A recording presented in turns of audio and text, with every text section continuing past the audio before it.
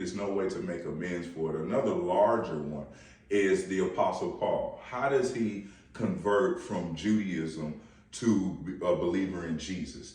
In the book of Acts, which is the most famous version, it's the road to Damascus story, where he's walking on the road to Damascus with some companions, and he's struck by this light.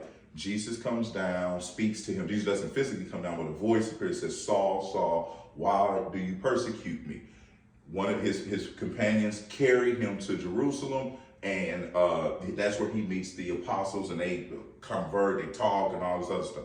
If you go to Galatians 1:15, he says he was set apart in his mother's womb, and that he never met a human being, that flesh and bone never, this didn't materialize through flesh, that he got it from Jesus himself. So they contradict in every way.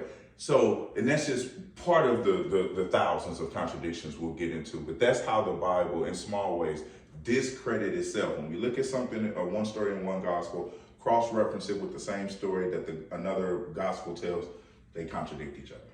Okay. So from a historian standpoint, why do the gospels pose such a problem for claims of biblical inerrancy?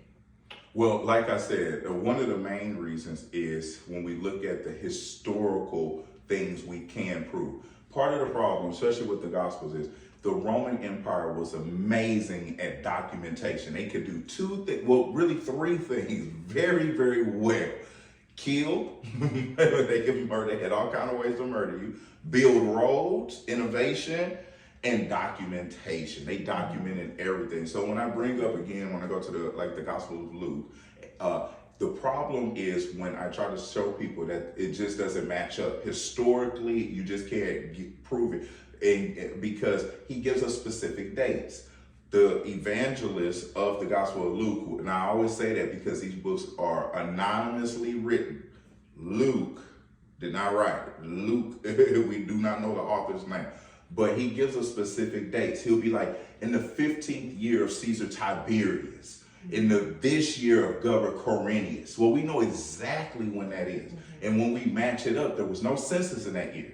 We know that. We know that historically speaking, the census would have only been for Roman Empire citizens. Jesus was not a citizen. So therefore, he wouldn't even have to register for a census of that nature. So when you look it up for what we know historically of the Roman Empire, historically of the traditions and things that happened in that time, they just don't match up, and there's no way to prove it. But then the funny thing is, we can show why the author is doing this. He knows these things.